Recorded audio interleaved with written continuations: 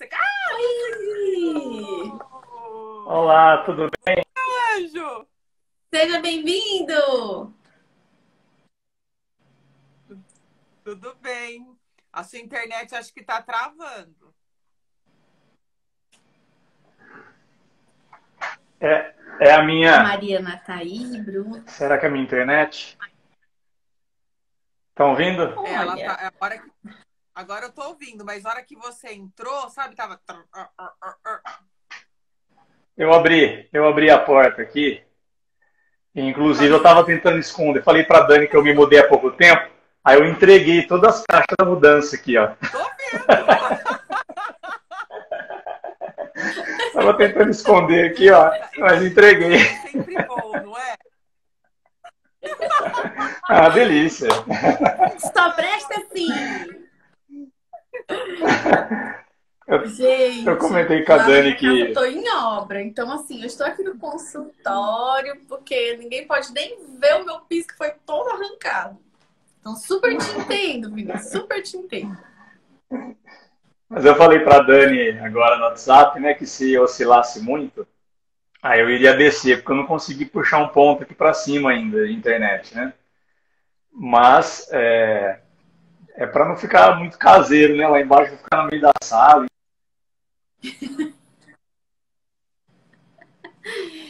Não, mas tá tranquilo.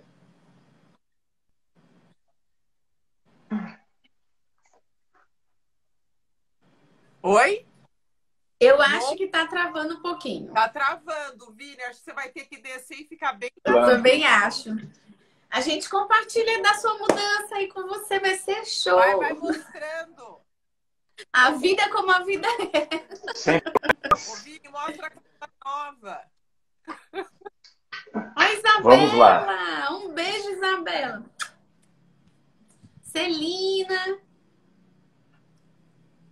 A gente vai distraindo o pessoal. Vai distraindo aí. Gente, estão se fazendo. Pronto. Carol, Letícia. Letícia. Ah, aí você já mostra toda a filharada.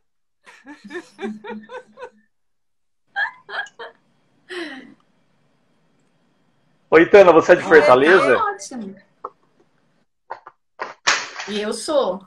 Não, na verdade, eu sou paranaense, né? Me teletransportei para cá, por quê? Porque um Aham. frio medonho naquele Paraná, só chove. Aí eu, ó, peguei o beco aqui para Fortaleza e agora eu vivo aqui sobre esse sol. Dá para ver como eu sou bronzeada? Agora, faz 500 anos que você vive aí. Não, eu já tô aqui há mais de 20 anos. Eu já sou cearense já. Eu falo, oxe, a Maria. Mas eu pergunto porque eu tenho um grupo de alunos que eu oriento de TCC que, Sim. que é de Fortaleza, né? A escola de osteopatia tem sede aí. E eu já fui dar aula em Fortaleza, adorei, inclusive. Oh, que delícia. Voltei com uma mala de quase 10 quilos de castanha. Ah, meu filho, E, toda vez que eu vou para São Paulo, é duas malas. Uma para mim e uma de castanha para Dani. E aí as minhas filhas ficaram mal acostumadas, porque quando eu compro castanha aqui, falo assim, ai, mãe, é tão sem graça, da Titana é tão melhor. Opa, doutor Hélio. Seja bem-vindo, doutor. Eita, eu acho que a internet do Vinícius está pior do que a minha ultimamente. Ô, Vini, coloca no 3D. eu coloquei no 4G, vamos ver se agora fica melhor.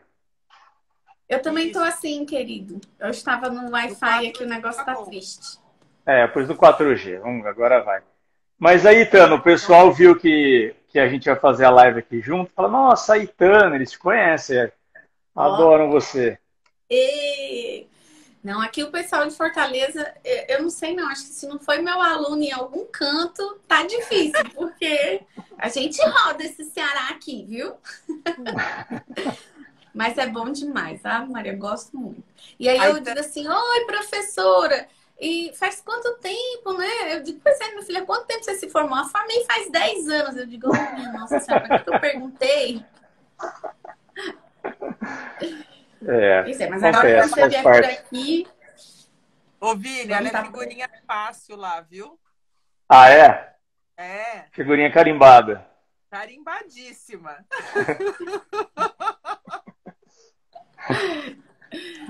Bem, Muito ó, bem, mas eu acho.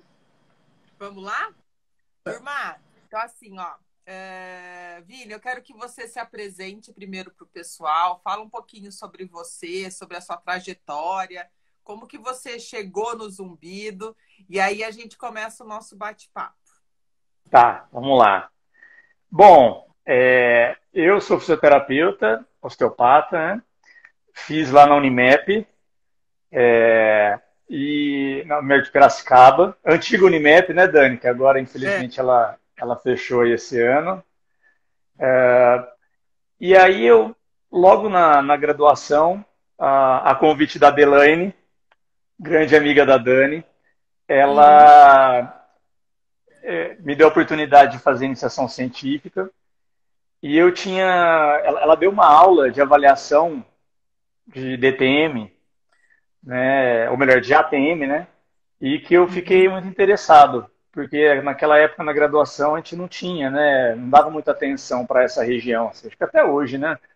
Já faz um tempinho que eu me formei, mas pelos relatos dos alunos eles falam que ainda não se dá muita atenção, né? Pescoço para baixo só.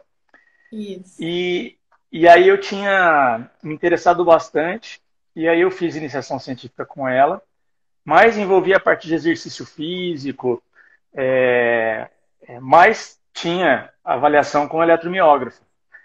E aí que eu comecei a aprender a mexer com eletromiógrafo, né? E aí quando eu me formei, a Adelaine falou, nossa, você precisava seguir, né, para o mestrado agora, depois um doutorado. E eu com a osteopatia na cabeça. Eu falei, não, Adelaine, quero fazer osteopatia, né, quero fazer especialização. E aí eu fui fazer osteopatia, logo que eu me formei na Escola de Madrid.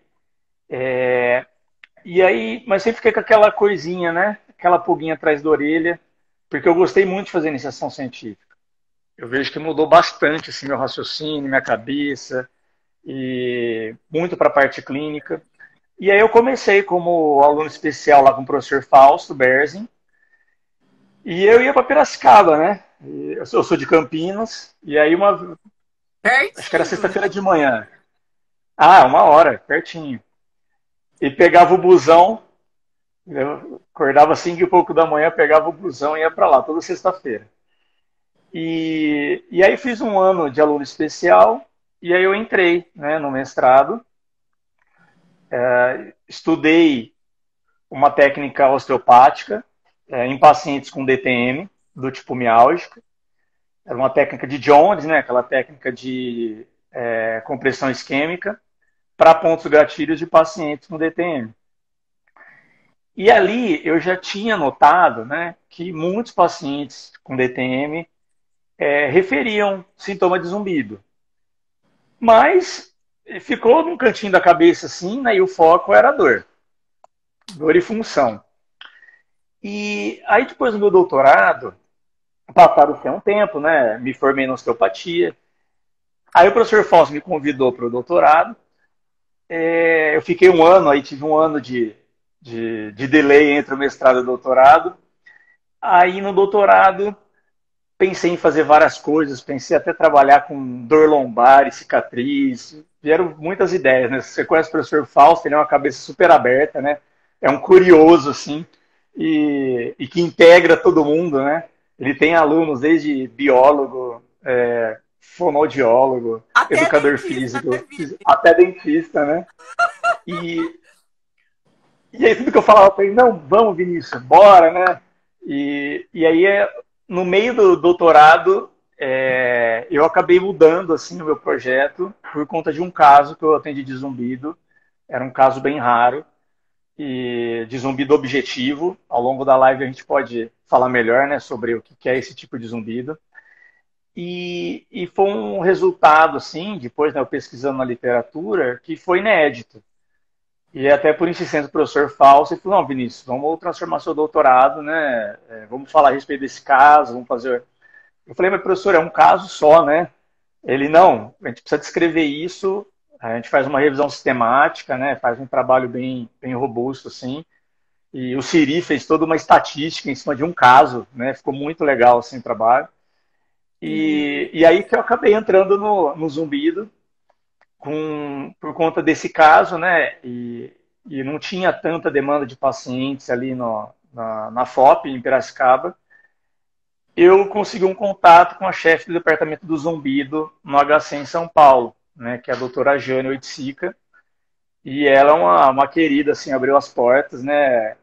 Lembro até hoje, conversando com ela por telefone, eu comentei do caso, comentei do resultado, ela falou, mas como que você fez isso? Vem amanhã para cá. Eu lembro que eu desliguei o telefone, no dia seguinte eu estava lá em São Paulo. Que legal. Conversando com ela, explicando, ela não conhecia osteopatia, e ela ficou, assim, super encantada, né? E estou até hoje lá, já faz acho que uns 3, 4 anos.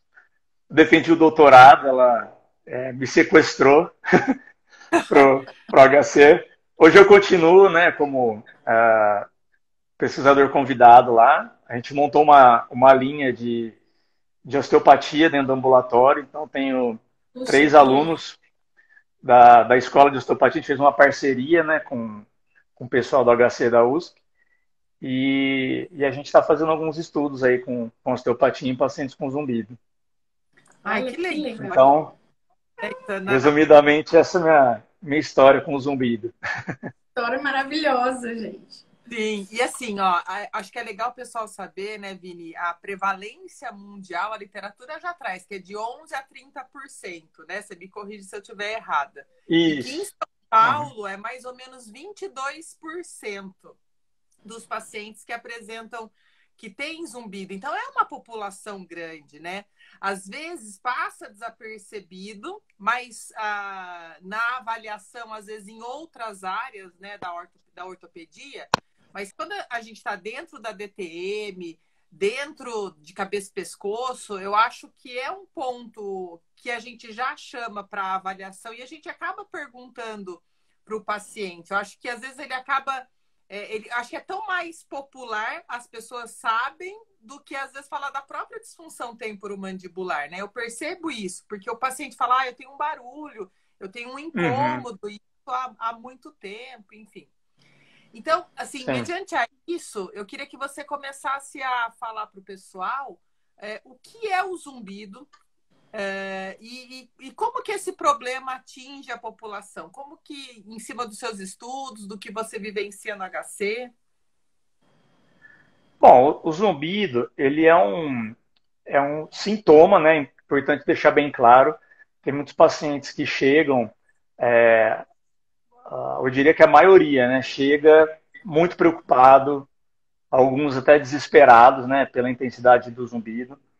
E por desconhecimento, achando que é uma doença, né, rara e que a pessoa vai morrer com ela, né? Inclusive tem muitos profissionais da área da saúde que, por desconhecer também os tipos de diagnóstico de zumbido, os profissionais que atuam com zumbido, os tipos de tratamento com zumbido, acabam passando essa informação para o paciente, né? E aí quando dá uma notícia dessa, né? Você imagina, o paciente já ativa o sistema nervoso autônomo, o simpático vai lá em cima, luta e fuga, né? Acho que é uma ameaça que está no ouvido dele. Que é um dos sistemas que influencia na modulação do zumbido, né? Sistema nervoso simpático. E pode influenciar os mais variados tipos de zumbido. Então, a forma com que o paciente recebe essa informação, e claro que envolve muita percepção do paciente frente a isso, e não só para zumbido, né, mas para qualquer outro sintoma, para dor e, enfim, tantas outras. Então, isso é uma informação, né, que se o paciente no primeiro contato, o profissional não esclarece isso, ele acha que é uma doença sem tratamento. Então, eu gosto sempre de deixar bem claro que é um sintoma e que ele está com o sintoma. Ele não tem o sintoma. Né? É diferente você ter de você estar. Né? Sim. E parece a mesma coisa, mas não é. Né? Então, eu falo, você está com ele. Né? E pode ser que ele aumente, pode ser que ele diminua. Aí o paciente fala, não, é verdade, tem vezes que ele está mais alto, tem vezes que ele está mais baixo, tem vezes que ele desaparece. E aí o paciente já começa a se tranquilizar, né? E aí a hora que eu falo que eu estudo, que eu faço parte de um grupo de zumbi em São Paulo, a hora que eu falo que eu fiz meu doutorado com isso, o paciente fala, nossa, é verdade, então tem isso, então eu não estou sozinho no mundo, né? Aí eles ficam muito mais tranquilos, eu conto relatos de alguns casos de pacientes, né? Porque daí você já ativa córtex pré-frontal, né? Ele já se imagina Sim. Sim. quando você dá exemplos, né? Então, para os profissionais, é uma dica, né, de paleomarketing para o seu tratamento. Sim, Quando verdade. você dá exemplos, o paciente ele se vê com pacientes com dor também. Inclusive, zumbido e dor, em especial dor crônica, tem muita semelhança, né? Então, quando você traz essas informações para o paciente, ele vai ficando mais relaxado, ele vai ficando mais tranquilo, ele vai ganhando confiança, né? Ou seja, você dá saídas para ele. E não simplesmente você fecha, ó, é isso aí, é assim mesmo, você tem essa doença e você vai morrer com ela, né? Então, primeira coisa é deixar bem claro, né? Que zumbido tem sim tratamento, que é um sintoma, e realmente a prevalência, os dados que você passou aí, exatamente isso é o que a literatura traz, a gente vê que é uma casuística elevada, né? A gente pensar em São Paulo, 22%, inclusive, esse é um estudo da doutora Jane Oiticica, eu comentei, a chefe do departamento, né? Estudo dela com o Bitar. Se eu não me engano, acho que é de 2014. 2014. E então a gente pensa assim, São Paulo tem o quê? 15 milhões de habitantes? Acho que é mais ou menos isso, né? Mais ou menos Imagina isso, é. 22%. É um número bem elevado, né? É. E aí, quando eu falo isso para o paciente, ele fala, nossa, mas tudo isso, então... E eles têm essa sensação que eles estão sozinhos, né? Que só Que eles é, têm esse é, sintoma. é. Oi? E ele tem é isso que você falou, a sensação de que é só ele, que ele, assim, que ele É tem só ele. algo que perturba, que atrapalha, enfim. E É, que será que isso vai sair da minha cabeça? Que eu vou parar de ouvir isso, né? Então, eu é, acho que essa parte biopsicossocial mesmo da informação em relação a entender o paciente no seu todo, o que ele sente, como ele sente, o que interfere, é importante na avaliação, né, Vini? Uhum. sim, com certeza. Isso Pacientes às influencia vezes muito. desenvolvem síndrome do pânico, né? Ele começa a se ver que aquele dia está aumentando um pouco mais, ele já vai ficando muito perturbado e fica bastante instável, né? Esse contexto emocional, assim, ele influencia e é influenciado muito, né? É uma via de mão dupla ali, porque tem Sim, alguns zumbidos que, eu diria que a grande maioria, viu? Até difícil a gente separar isso, mas a grande maioria dos zumbidos tem uma influência emocional e desencadeia alterações emocionais, né? Tanto que tem um dos questionários que a gente costuma aplicar, né, que é o THI, e ele descreve, né, ele divide as pontuações ali entre funcional, emocional e catastrófico. Então, tem alguns pacientes que você vê que a condição emocional, às vezes ela está com uma pontuação super elevada, né?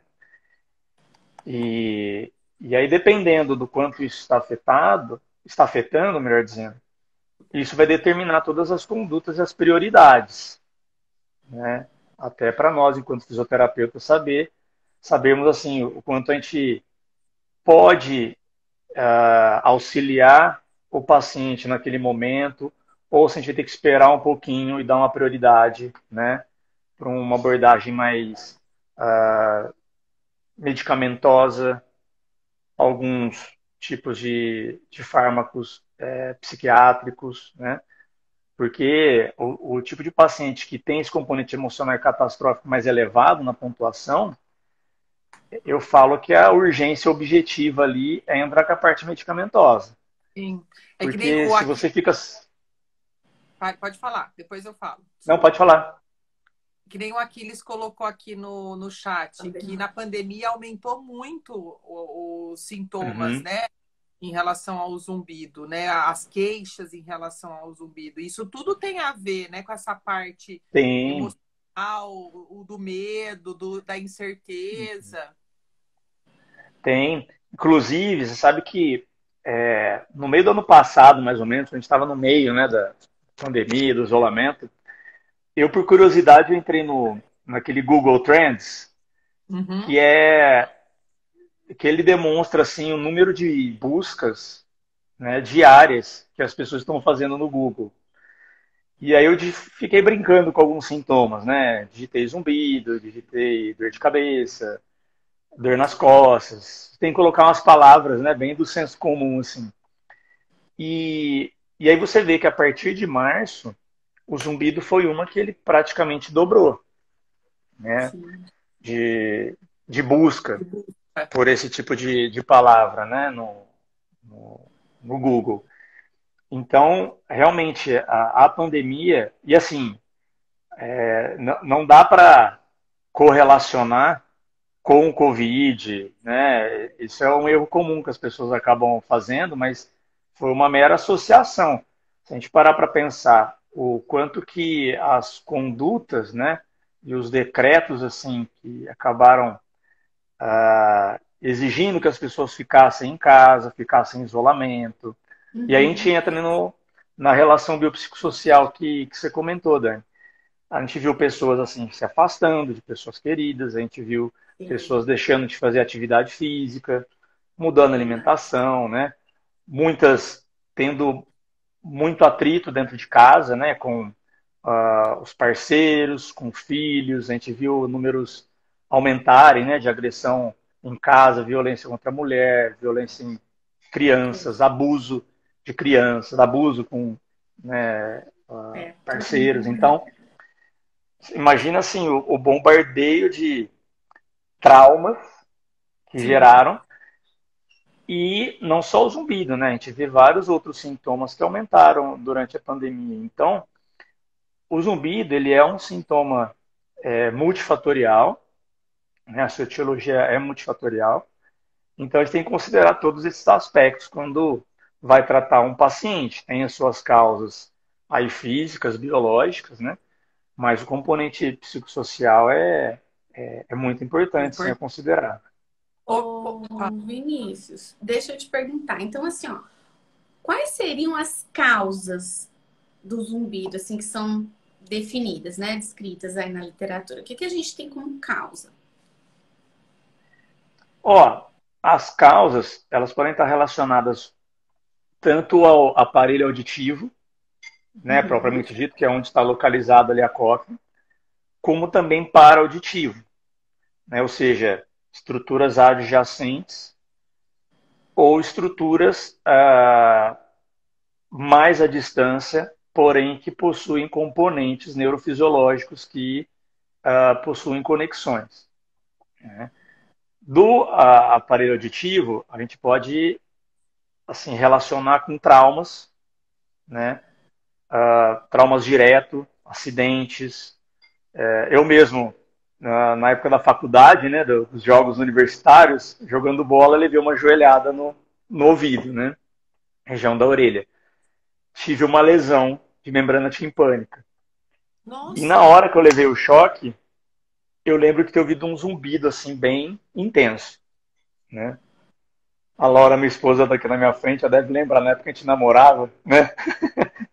E a gente, em Fernandópolis, primeira vez que eu fui, primeira e única, né, que eu fui atendido pelo SUS, e aí eu senti um zumbido bem intenso, bem elevado, mas que depois, como assim, não teve nenhum dano estrutural da cóclea, nem nada, normalizou. Eu deixei de sentir o zumbido, mas tem casos que depois de um trauma, pode ser um trauma direto, pode ser um trauma sonoro, né, que acaba ocorrendo em pessoas que trabalham ou que acabam se expondo muito a ambientes com muitos ruídos ou festas, né, raves. Então, tem alguns relatos que podem ter uma relação com esses tipos de trauma, né? Sim. Você falou alguma coisa, Dani? não, eu falei ambientes bem ruidosos, né? Então, assim, Isso. E esses ambientes, às vezes a pessoa acaba se acostumando, porque está sempre ali naquele mesmo ambiente, né? E ele só vai perceber a hora que ele vai para o silêncio, ou vai para um Aham, lugar menos gostoso, né? isso.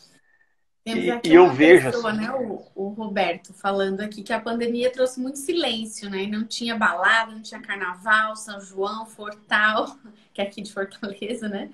Então as pessoas, elas viam no barulho e de repente, né, elas se trancaram muito em casa e acabaram percebendo que tinha um zumbido. Isso é um relato aqui de uma pessoa que está na live. é até legal isso que É Roberto, né? Roberto. Deve ser o Roberto, o nome Uhum, dele. Que o Roberto citou, que assim, realmente as pessoas acabaram por se perceber melhor, né? Olhar mais para dentro de si, olhar para os seus sintomas, olhar para suas relações também, né? uhum. Sim. Rolou até um meme, né? Que, cuidado, na pandemia as pessoas estão começando a ver pessoas estranhas na casa, né? Na verdade, eram os familiares, que até então, né, praticamente não se Minhas via, não enteadas. convivia, né? Se olhar para o lado e encontrar com a sua mãe, né, com seu marido, não se assuste, né? Então, mas, ô Roberto, é uma característica, assim, que mesmo em períodos de não pandemia, as pessoas realmente percebem mais o zumbido à noite, que é a hora que deita na cama, né? Que então os ruídos externos acabam diminuindo e aí as pessoas começam a perceber. E aí isso já pode ser um fator super desencadeante assim para alterar sono, né? Impactar. Aí é uma cascata, né? Se você dorme mal, isso já acaba repercutindo em várias áreas, né? E no nosso sistema orgânico também.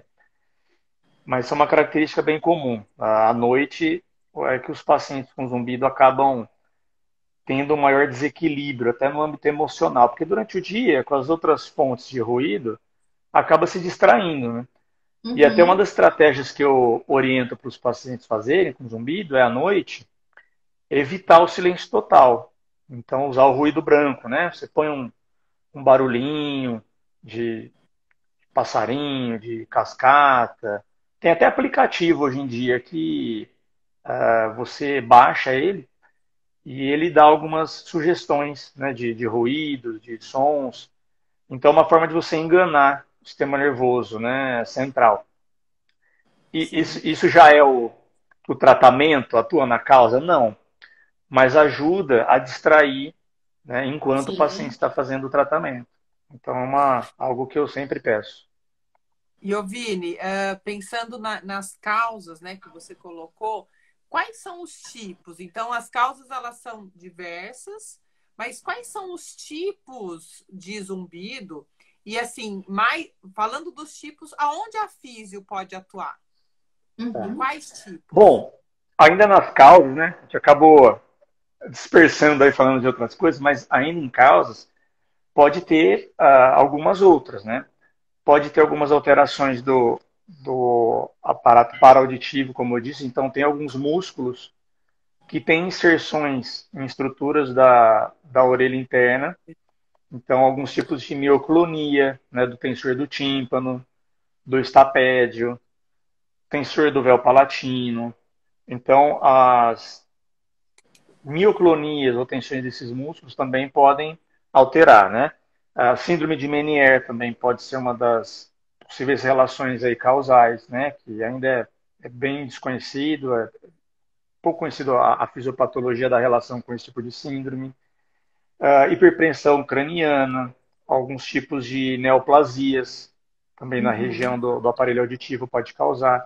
Então tem assim inúmeros tipos de causas, né? A literatura tem alguns estudos que falam de 130 possíveis causas. Então e não é que Bastante. ou é uma ou é outra. Às vezes a pessoa pode ter dois tipos, três tipos associados, né? Pode Uhum. ter dois ou três tipos de zumbido. E aí a gente entra no, nos possíveis tipos, né? Vini, peraí. Só para eu entender melhor. 2 ou 3 tipos de zumbido significa que ela escuta 3 tipos, por exemplo, de ruídos diferentes? Tá. Pode ter mais de um tipo de causa, Ah, tá. né? Então a pessoa pode ter tido um trauma, ou nasceu com uma formação vascular, por exemplo, né? Uhum. E cada uma desses tipos de causas pode ter características de sons diferentes. Por exemplo, você pode ter um zumbido somatosensorial, que é aquele que ele modula, né, ele altera, aumenta ou diminui com movimentos da cervical, com palpação de músculos da mastigação, né? E ele pode ter, concomitantemente a isso, um zumbido tipo pulsátil, que é aquele que parece que tem um batimento do coração dentro do ouvido, né? Então pode ter uma combinação de tipos. Não é tão comum, mas pode ter, né? E Então assim, só para a gente, para o pessoal fazer um resumão aí. Então, a gente pode ter existe mais de 130 causas descritas, certo? E o paciente, certo. ele pode ter uma única causa, pode ser oriundo de uma única causa, zumbido, ou pode ter combinações. E dentre Pode. essas combinações, ele pode Ainda pode ter mais de um tipo. Mais de um tipo e ouvir coisas diferentes, certo? Isso. E aí, assim, para fazer um resumão também, né, assim, dos tipos, para a gente organizar, né, para o Vai lá. pessoal que está ouvindo aí. Pode ter 2 tipos clássicos de zumbido, né? Essa é a primeira subdivisão dos tipos, que é o objetivo e é o subjetivo, né? O subjetivo, ele é aquele subjetivo, literalmente, né? Ou seja, é só o paciente que ouve. Então, como só ele ouve, fica difícil, né? Fica subjetiva a descrição do que é. E essa é a maioria dos tipos de zumbido. Tá? A grande maioria é do subjetivo. E por isso que o paciente acha que só ele ouve, né? Que só ele tem isso, porque ele pergunta. Porque é só ele que ouve no subjetivo, só ele certo? ouve. Então, às vezes ele pergunta, você está ouvindo? Isso é bem clássico. Quando começa o zumbido, eles pegam e falam assim, você está ouvindo o que eu estou ouvindo? Não. Não, tá um barulho aqui parece uma panela de pressão ligada. Não, não estou ouvindo. E aí que ele começa a se preocupar, né? Então, por isso que eu falei, quando você fala, eu falo assim, não, eu sei o que você está falando. Eu já atendi outras pessoas com isso. A literatura tem bastante referência sobre isso. Ele fala, nossa, então não sou só eu, né? Sim. E aí tem o objetivo. O objetivo é quando tanto o paciente como outras pessoas conseguem ouvir, né?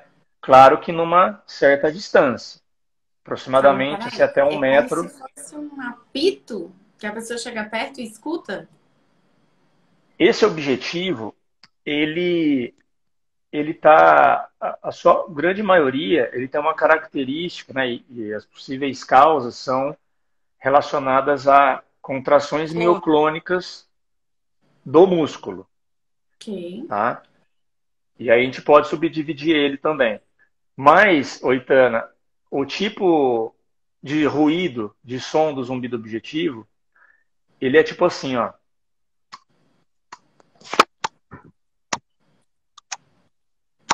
Ok. Que é quando a musculatura contrai e tensiona as estruturas do aparato auditivo, né? Então, por exemplo, um tipo de mioclonia que pode ter, a gente aí subdividindo os objetivos, né? É uma mioclonia da orelha média, que é quando o tensor do tímpano ou o estapédio ficam contraindo, né? E aí eles ficam tensionando as estruturas dos ossículos do ouvido ou da membrana timpânica. E esse daí não é tão audível por terceiros, né? Normalmente precisa se colocar um estetoscópio para ouvir. Já a mioclonia palatina, né, Ok. que aí também é um tipo de zumbido objetivo, ela já é mais audível e muitas vezes até visível, porque é quando tem a mioclonia da musculatura palatina. Então, tanto o tensor do véu, o levantador do véu palatino, né, eles espasmam Uhum. de uma forma bem rítmica. Então, se você aproximar o ouvido, você ouve o, né? Ah, entendi. E você pode ver também. Então, você pede o paciente abrir a boca e lá o arco palato-faríngeo, você vê a contração, tá? Tem apenas um tipo de mioclonia do músculo palatino que não é visível, que é essa que eu atendi, que foi do meu doutorado, que é uma Hum, mioclonia do salpingo faríngeo, certo. que é um músculo bem posterior, né? E profundo. Salpingo faríngeo, né? Eles inserem na musculatura faríngea, constritor superior da faringe, e ele se insere também na tuba auditiva. Então, quando ele contrai, a tuba auditiva, né? Ela colaba e descolaba. E aí faz esse barulho do. Né? Então, os objetivos. E aí tem um outro objetivo também, que é o pulsátil.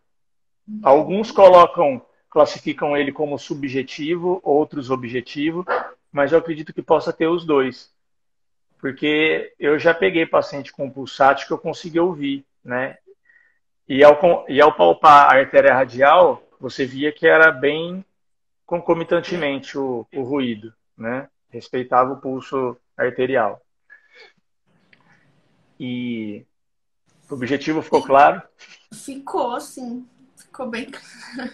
Eu queria saber assim, isso fica assim, é constante ou esse objetivo ele pode ser transitório também? Ou a pessoa tem isso, sei lá, sempre? Pode ser transitório, mas a grande maioria é constante. Pelo menos os palatinos que eu já atendi, era algo contínuo, né? Então, essa paciente, a primeira que eu atendi, ele gerava em torno de uns 30, 40 cliques por minuto. Nossa. Eu já atendi uma paciente no HC que o dela batia 160 cliques por minuto, dela era bem rápido, assim. Vini, 160, aproveitando que você falou 160. de atender, né? Então, assim, o que que a físio, né? O que que a físio faz? Como que a físio melhora essa condição, por exemplo, desse paciente que tem o zumbido objetivo? Isso. Tá. Isso que eu ia Bom, perguntar. tanto dá pra gente juntar os dois, assim, né? Tanto subjetivo como objetivo. E, assim, na minha experiência, né? É com utilização de. Peraí, que desligou a luz aqui. Com técnicas manuais, né? Com técnicas osteopáticas. E. Maria, liga essa luz aqui, por favor. É, acende aqui, por favor. Então, a minha experiência, né, o meu know-how diário é com atuação com técnicas manuais. Então, mas independente até da técnica, do recurso que você vai utilizar, eu acho que o principal é um bom diagnóstico, né, tanto clínico como funcional. Então, o clínico, há necessidade, né, de ter um envolvimento de uma equipe multidisciplinar, então com otorrino, com fono, alguns casos com um dentista, né, com um psiquiatra, alguns casos com um psicólogo. Então, por ser um tipo de sintoma multifatorial, é muito importante o envolvimento de uma equipe multidisciplinar. E a necessidade de alguns exames, já de início, né, a audiometria, a acufinometria, para descartar, antes de mais nada, uma das possíveis causas do zumbido, que é a perda auditiva. Né? Uhum. Porque se o paciente tem perda auditiva, às vezes você fica lá com os seus recursos terapêuticos dando murro em ponta de faca, né? Então, por isso que eu falo que o diagnóstico clínico, ele é imprescindível para pelo menos nortear, né, ó, o que temos e para onde vamos. eu queria fazer E uma pergunta. pode fazer, Tana. Por exemplo, quando você faz ali uma técnica osteopática, você trabalha essa musculatura que está em mioclonia. E aí o que acontece? Assim, ele melhora, vamos dizer, desse zumbido, ou ele cessa, ou diminui a frequência, ou ele diminui por um tempo, e isso, na sua experiência, né, com os seus atendimentos, demora quanto tempo para o paciente voltar a Uhum. perceber na mesma intensidade? Assim, quanto tempo de alívio, seja no número de cliques, vamos dizer assim, ou Isso. no tempo que ele fica sem? Bom, primeiro passo assim, para você atuar, né, num tipo desse de zumbido, que é uma mioclonia, por exemplo, mas o mesmo serve para os outros tipos de zumbido, né? Falando agora enquanto fisioterapeuta e como desenvolve o raciocínio clínico. É a gente pensar o porquê que aquele músculo, porquê que aquela estrutura está alterada, né? Está com a sua Uhum. fisiologia alterada. Então, se tem uma mioclonia, né? E foi esse o raciocínio que eu tive frente àquele caso, né? Falei, bom, eu preciso ver a inervação dela. Ok. Alguma alteração naquele nível medular deve estar alterado. Então, Uhum. salpingo faríngeo, né? Quem que inerva o salpingo faríngeo? Os livros até descrevem o nervo vago, porém, o centro medular dele é do acessório. Aí ele pega carona com os ramos do vago. E aí, na osteopatia, a gente trabalha muito com a parte craniana, né? Então, eu avaliei todo o trajeto do nervo acessório, também do nervo vago. Procurei identificar alguns possíveis pontos de compressão do trajeto desse nervo, né? E aí, quando eu fazia algumas mobilizações cranianas, o zumbido Modular. diminuía, modulava. Então, aquela mioclonia, que ela tinha um clique de 30 por minuto, mais ou menos, baixou para tipo 1, 2 em um Ah, minuto. ok. Uhum. Então, isso já dá um caminho para a gente, ó, Sim, é mais ou menos aqui, né? Então, com perfeito. técnicas manuais de manipulação, de tanto articular, de manipulação craniana, com técnicas também de tecido mole, né? Então técnicas musculares, a gente vai Uhum. procurar normalizar, nesse exemplo aí, essa musculatura, que é o que está desencadeando, né? O zumbido. Então, Itana, o raciocínio clínico básico, né? É a gente pensar o porquê que aquela estrutura está com a sua fisiologia alterada. Por isso que eu falo, o raciocínio é o mais importante, né? O recurso que você vai utilizar, aí é o mais variado, né? Você pode É da sua utilizar habilidade, né? Não, diferentes eu tipos de super recurso. entendi e concordo. Por que que eu te fiz essa pergunta? Porque às vezes a gente pode ter alguém aí que está assistindo que às vezes tenta trabalhar, faz dentro Local. daquele local, ou então algumas técnicas que conhece ou que, né, já estudou sobre isso. Uhum. E aí, assim, escutando a experiência de alguém que trabalha diretamente com isso, a gente tem mais ou menos uma ideia, né? Olha, funciona assim, a gente diminui um Uhum. pouco, às vezes passa um tempo, volta. Então, é algo que se aproxima mais da prática clínica de uma forma geral das pessoas. Mas claro que o raciocínio de por que isso está acontecendo, ele é sempre em primeiro lugar. Era mais para ter uma ideia da experiência e da vivência de quem realmente atua direto nisso. Ô, Vini, eu Faltou acho que responder isso o é tempo, importante. né? Faltou Oi? te responder o tempo.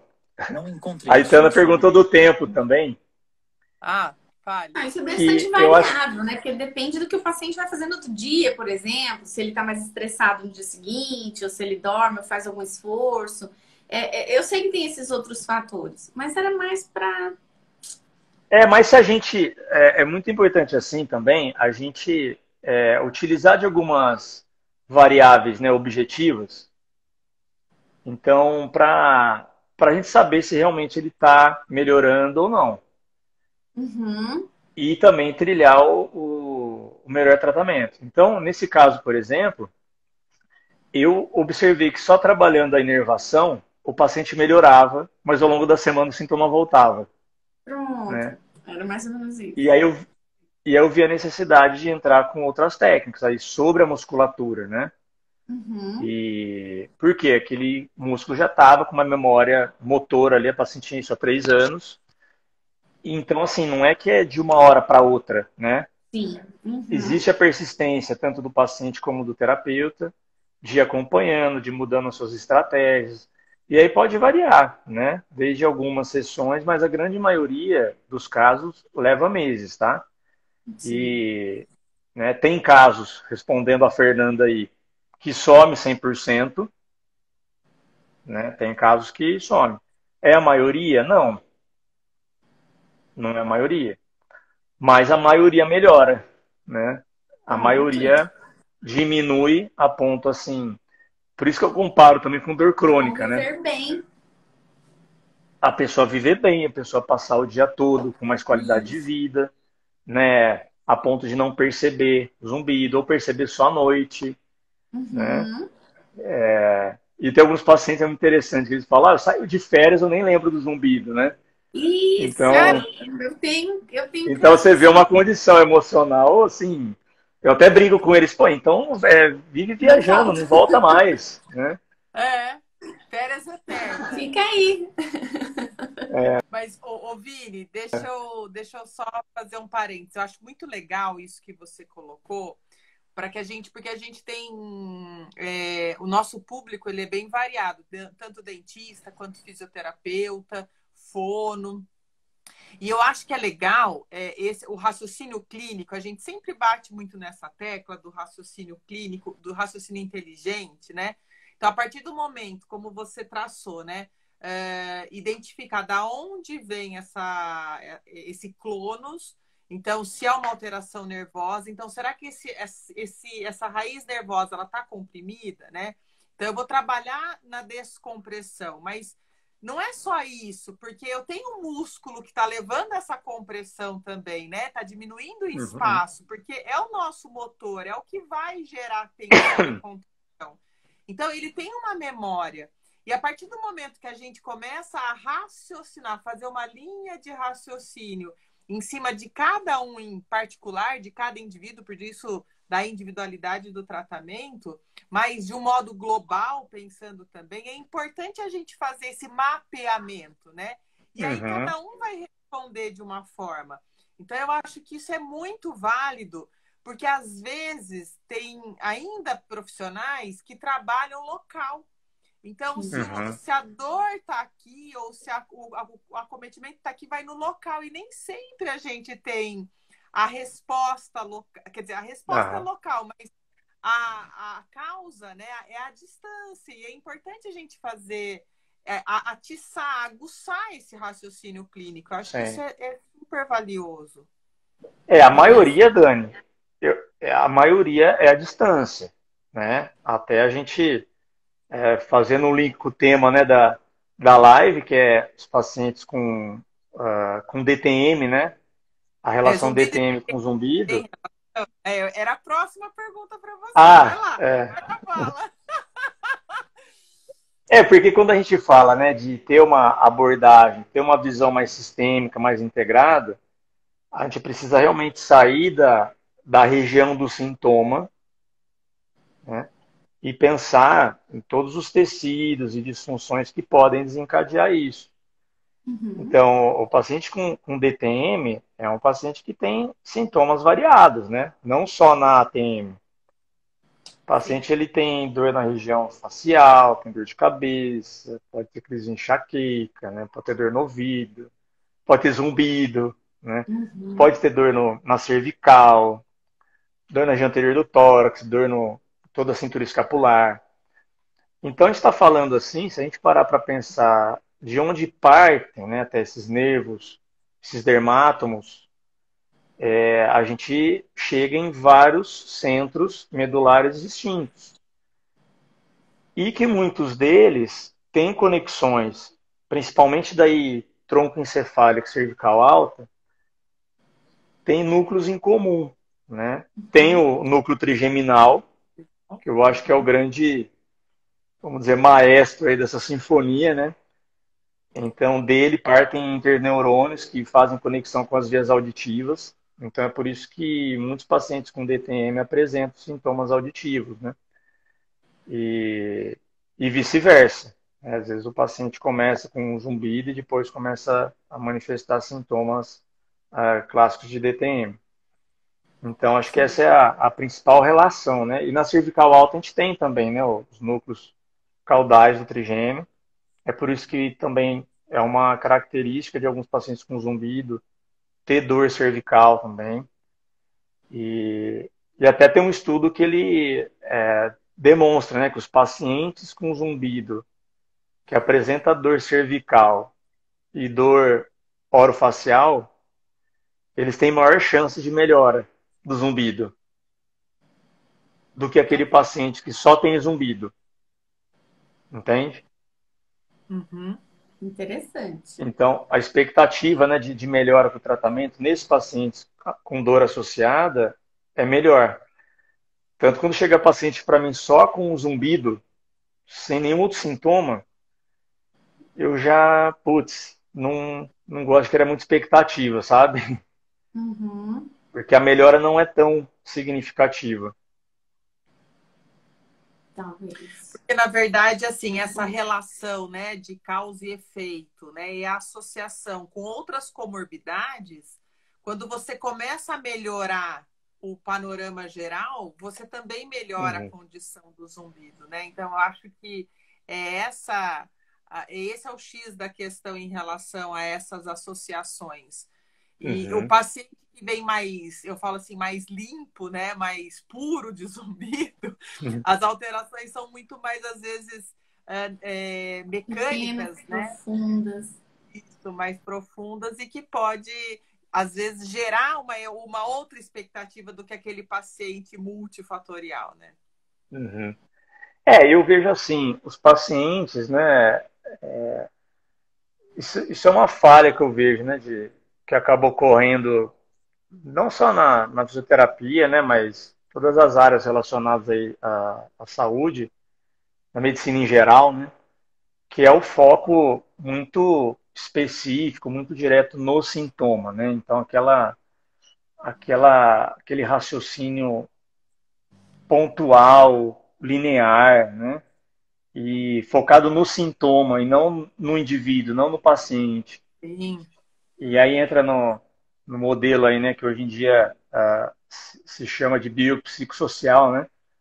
Mas até o criador da osteopatia, lá no final do século XIX, ele já falava muito da importância de você considerar aspectos assim emocionais do paciente, sociais, se ele Uhum. faz atividade física, se ele Isso. tem hobbies, né? Então, o paciente. E aí a gente entra no exemplo da pandemia, né? Do quanto isso afetou, aumentaram esses zumbis, aumentaram vários outros sintomas. Então, na minha avaliação, eu procuro considerar isso, né? Eu pergunto para o paciente, o que você faz de atividade, como que Isso. é sua vida, né, no âmbito tipo, familiar, no âmbito social, Você tem hobby? trabalho, se tem hobby, Isso. exatamente. E tem também a questão da manutenção do ganho, né?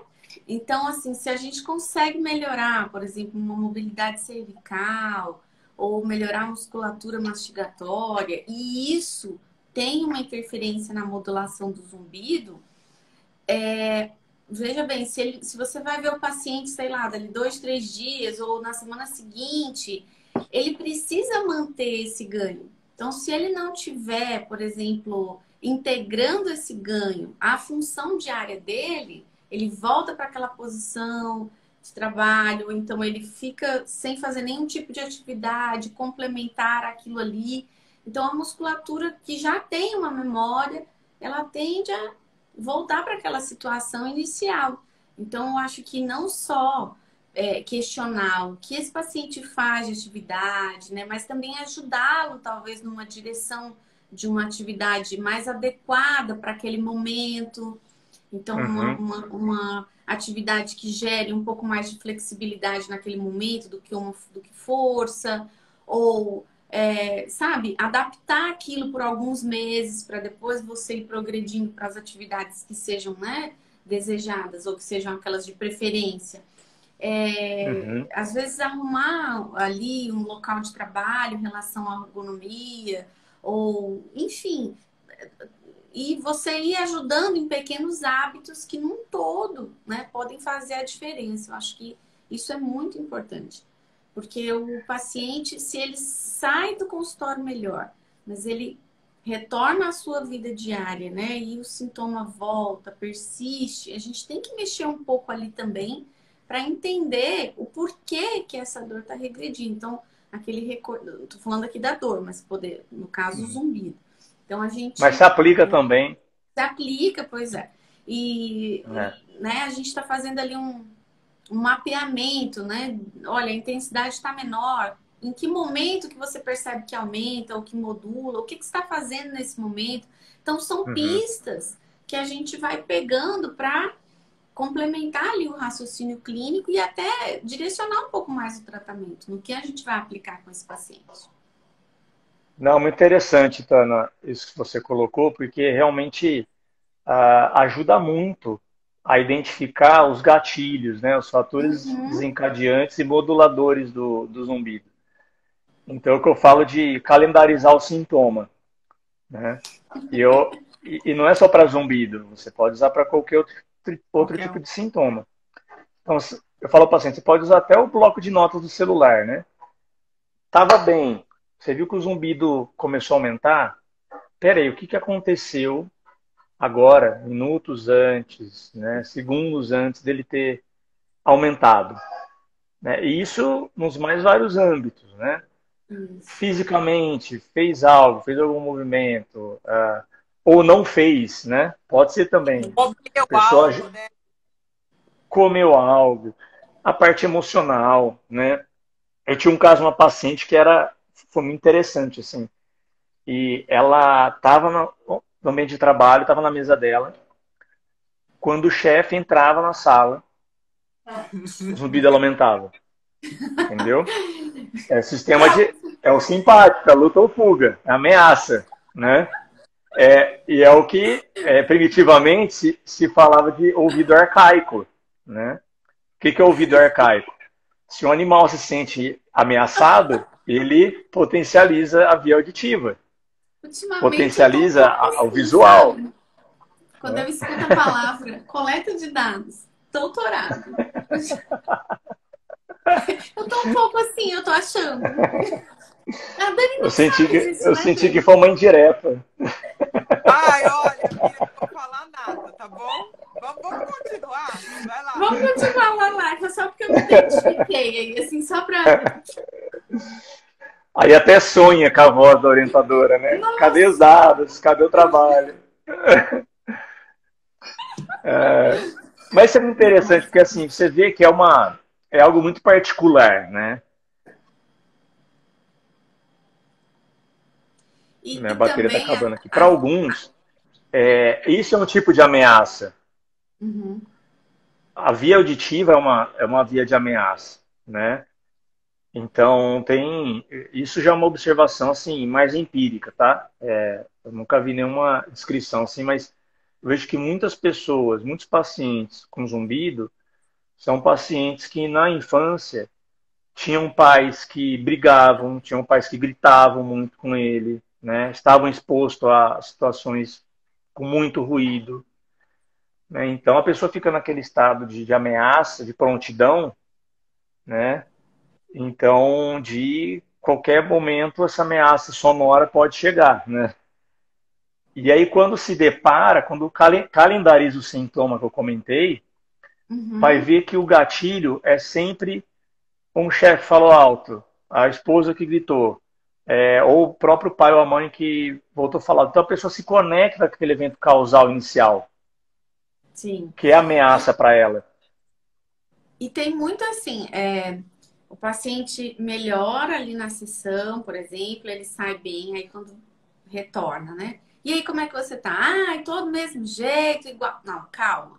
Você saiu bem. Então vamos fazer aqui um. Vamos ver qual foi a trajetória. Saiu assim, aí você foi para casa. Aí você vai ver que ele vai lembrando, não, eu fiquei bem esse dia, esse.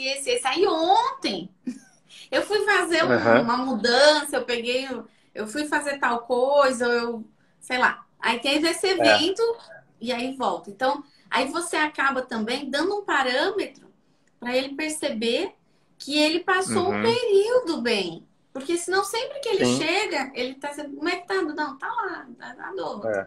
Ou o sintoma, no caso, do zumbido.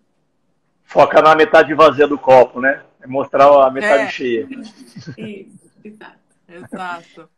Ô, Vini, e, por exemplo, para tratar esse paciente, né? Esse paciente, ele chega primeiro, a gente é porta de entrada para esse paciente, a fisioterapia.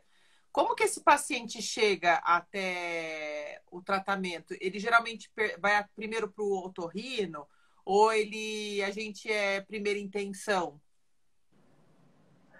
Ó, hoje em dia, tem se chegado paciente desse tipo já para num primeiro contato, né?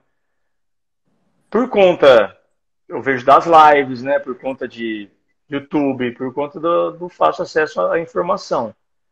Então, tem muitos pacientes que chegam para mim e falam: ah, eu vi no site, eu vi numa live que você fez, eu vi num congresso que meu fisioterapeuta assistiu e falou de você. Então, acaba tendo hoje em dia essa busca já num primeiro contato, mas tem muitos que chegam, né? E até antigamente era mais via encaminhamento de otorrinos que conhecem o trabalho da fisioterapia para zumbido, né?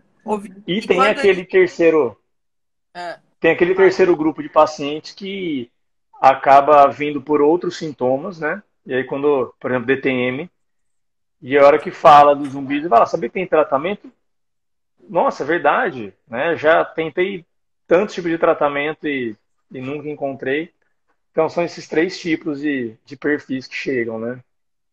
E aí, quando ele chega, por exemplo, o nosso diagnóstico, a físio por si só, né, ela consegue diagnosticar, ela consegue identificar, ou é necessário outros profissionais intervindo para o diagnóstico?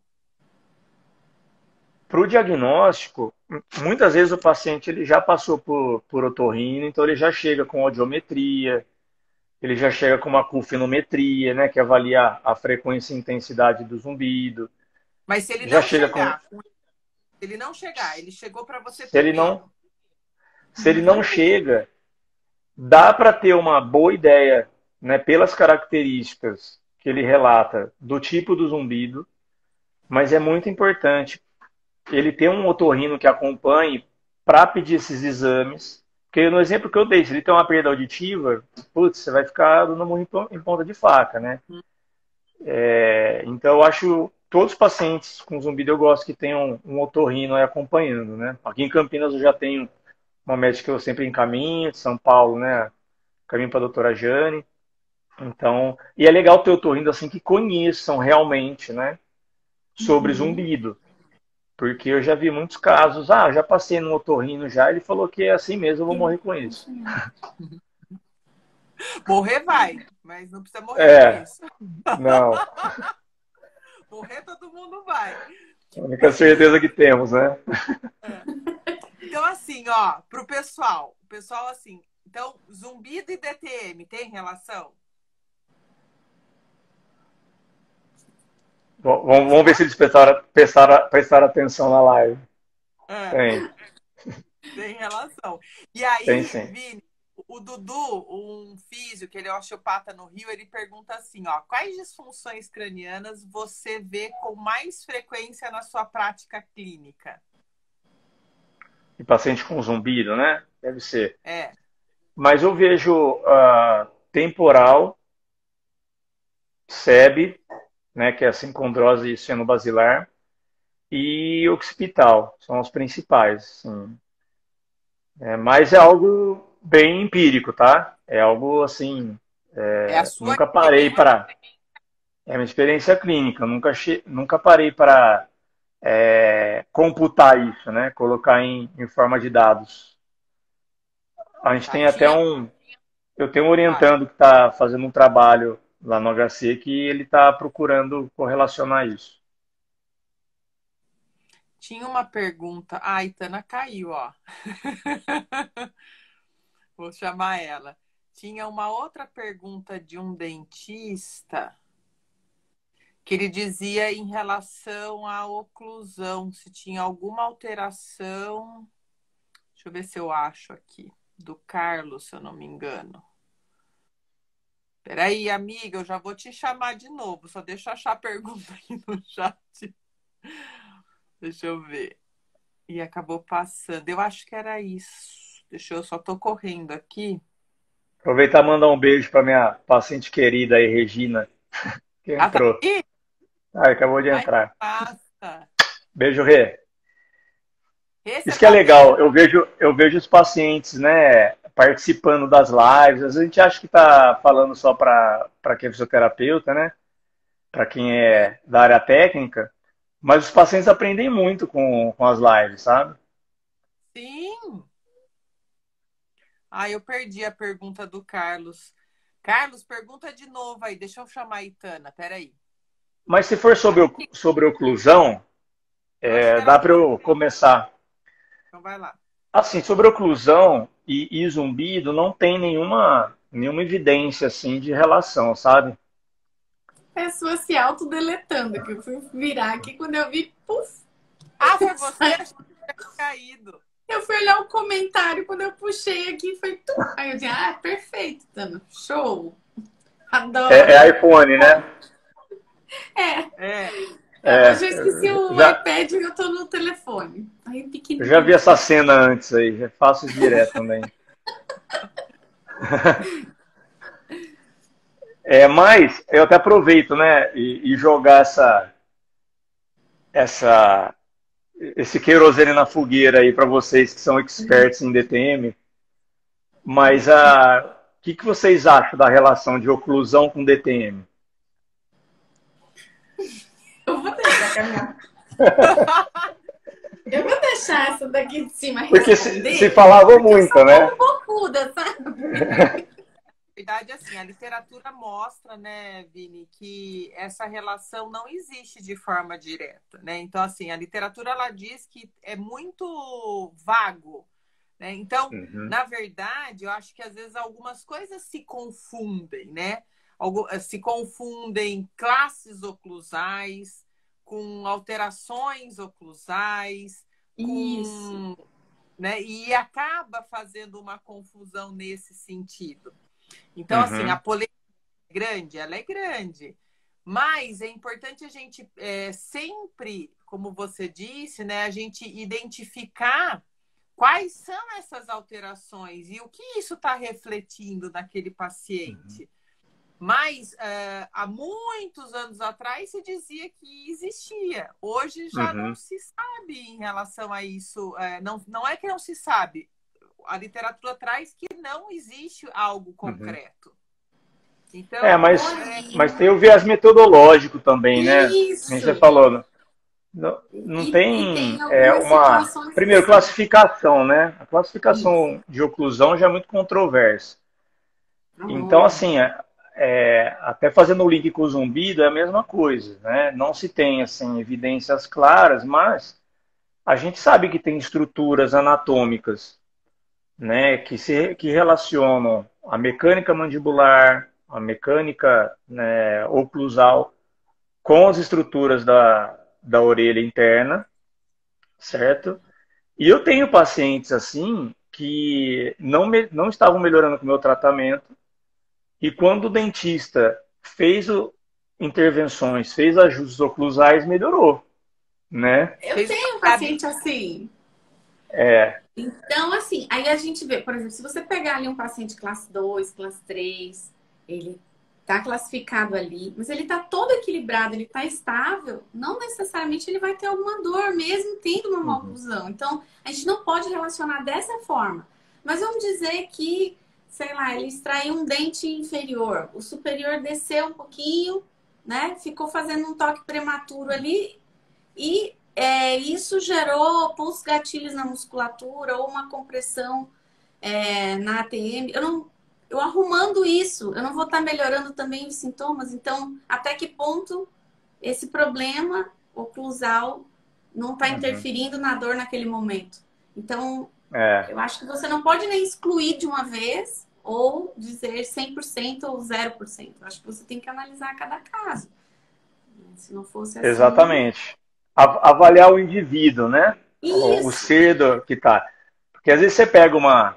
Eu já vi muita gente assim, ah, não tem evidência, então não tem, né? Não tem. Mas aí, se Ou você dá um quiser estudo que equilibrar... fala que.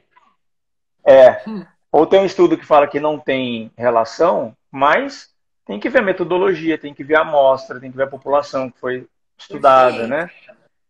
Então Porque usa, às né, a evidência para direcionar, mas não como a verdade absoluta, né? Isso. Ai, Porque adorei. o grupo que foi estudado, o desfecho que foi estudado, não é o mesmo do seu paciente. Eu sempre falo isso para os alunos. A evidência científica ela é super importante, ela é nosso guia, sim, né? A gente precisa ir otimizar o nosso tempo de tratamento, de avaliação, buscando o que tem na literatura, mas a gente precisa entender o que aquela literatura está dizendo também, né? Uhum. Ó, o Ó, doutor a Hélio. Doutor Hélio é ortodontista, tá? Ele é dentista, ele Ah, trabalha legal. com...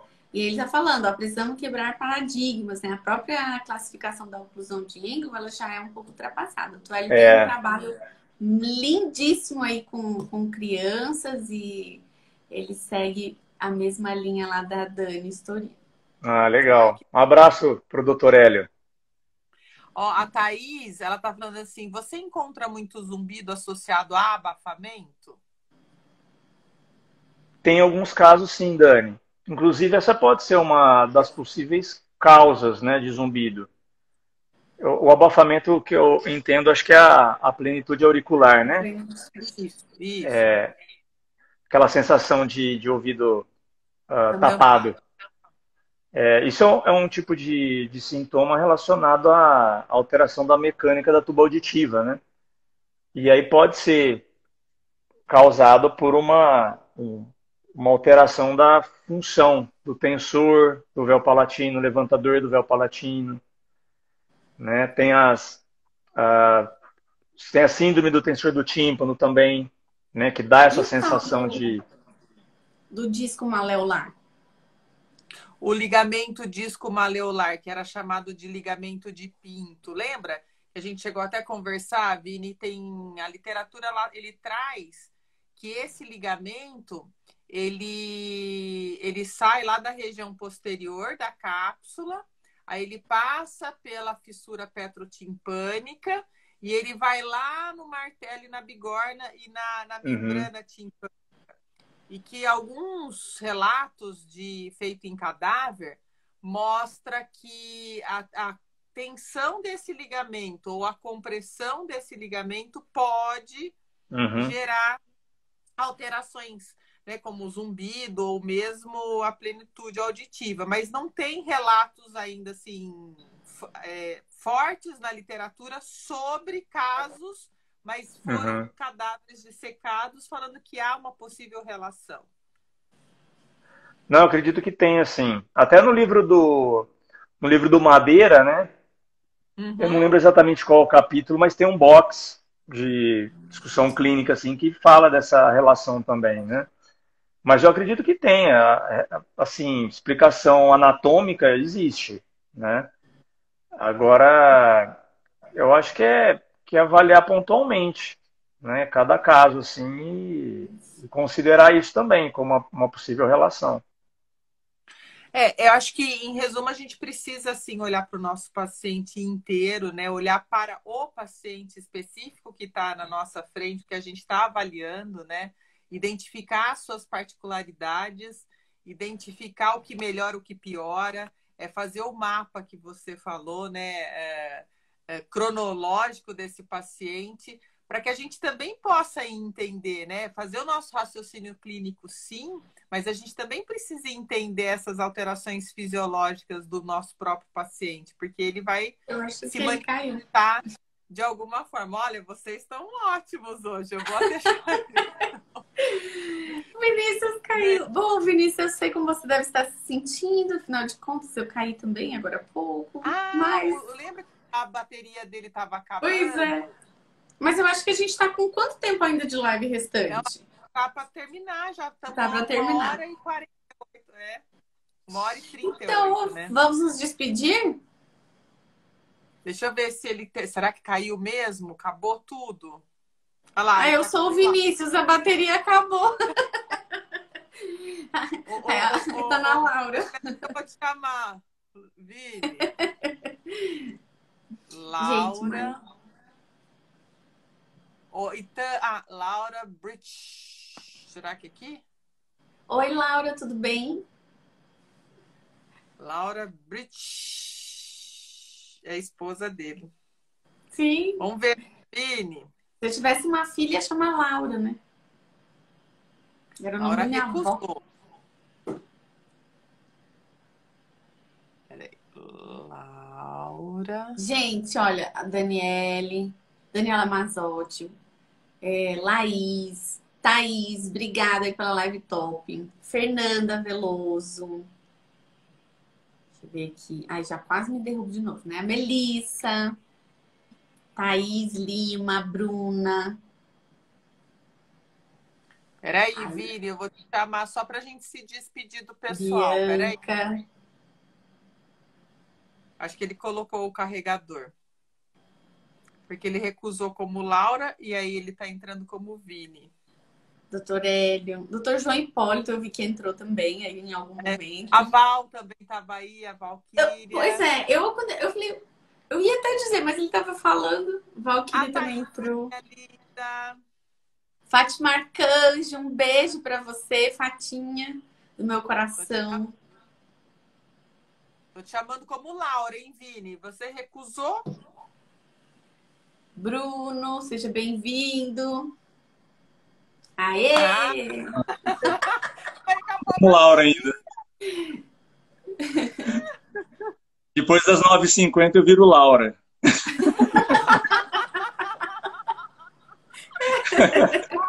Acabou a bateria.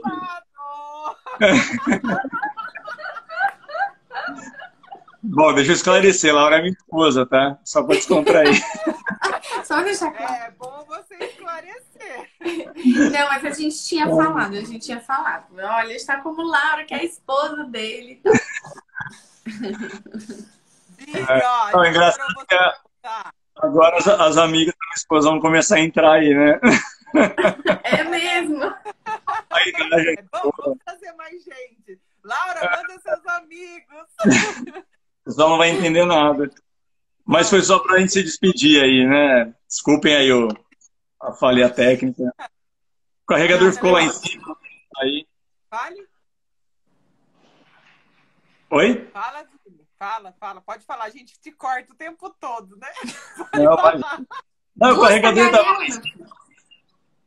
tava lá em cima, eu fiquei sem graça de parar e subir para pegar, né? E acabou acabando a bateria. Imagina, ó. Eu quero te agradecer, assim, amamos conversar com você. É muito bom a gente fazer algo onde tem conteúdo, diversão e é leve, é muito leve, sim. Muito gostoso. Eu adorei. Me diverte, né? Sempre é bom, aquele negócio muito... É gostoso Formal. quando a gente faz uma conversa bem tranquila, né? Informal, assim, na amizade é muito bom. Eu só tenho a agradecer, aprendi muito, né? Gostei demais. Eu já tinha sido sua aluna, né, na aula, na turma do doutorado, assim, foi maravilhoso. Aula, Vini. Não, legal. Eu que agradeço aí o convite. Também me diverti a beça com vocês. E é isso aí, vamos mantendo contato, né? Aproveitar para divulgar. Agora meus alunos não estão acompanhando. Eu estou no Instagram da Laura. Eu ia divulgar para eles lá a aula, né? A aula de DC. E essa é em primeira mão que eu ainda não contei para eles, mas depois eu comento com eles. A super aula aí. Eles estão ainda aqui na live. Seguindo vocês, né? Porque se eles estavam na live, a live continuou. Tu entrou como outra pessoa, mas legal. Eles estejam aí ainda. Bom, então para o pessoal aí que eu oriento, ou até do grupo científico lá da Escola de Madrid, né? Porque tem linhas de pesquisa que envolvem a parte de DTM, cefaleia, dor cervical, né? E o pessoal tem muita dificuldade, né? Tem dúvidas sobre como fazer o DC, o questionário, né, de diagnóstico de disfunção temporomandibular. E aí me veio a ideia, né, da Dani e da Itana, que são super feras na área. Eu pensei, de eu fazer o treinamento, falei, não, eu vou chamar alguém que assim, é muito superior e vai dar uma mega de uma aula até para eu me atualizar. Então, a Dani e a Itana aceitaram o convite aí. Então, quem quiser, entre em contato aí comigo, pode ser pelo Insta mesmo, que aí a gente cria um grupo e compartilha o link. Pessoal do departamento científico aí da EON, e vai ter o pessoal lá do HC de São Paulo também. Eu acho que vai ajudar muito os alunos, viu, meninos? Vai ajudar demais nas pesquisas. Ah, que bom. Vai ser ótimo. Vou estar eu e a Thaís, né?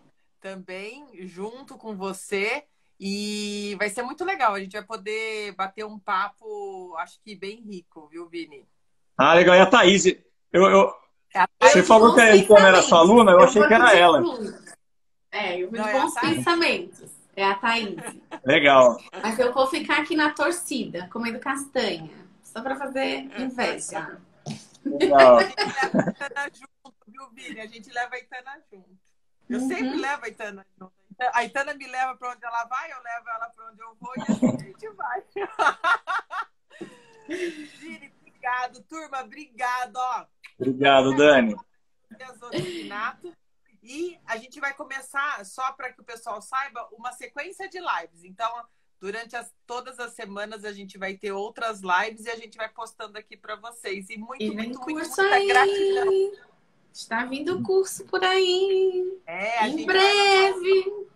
Aí que o pessoal está pedindo e a gente vai estar abrindo agora. Ai, olha o nosso e-book, hein? A gente lançou hoje, né? A segunda edição do nosso e-book com 20 artigos só top das galáxias, né? Eu me cadastrei hoje. 10 sobre DTM. Cadastra. Cadastrei já. Tô lá. Bem legal os artigos. É só entrar lá, tá no link na bio. Entra lá, baixa o e-book. Você vai gostar.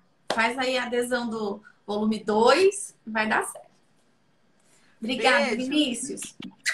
Tá bom, tchau. Obrigado. Tchau, Dani. Tchau, Dani. Tchau, pessoal.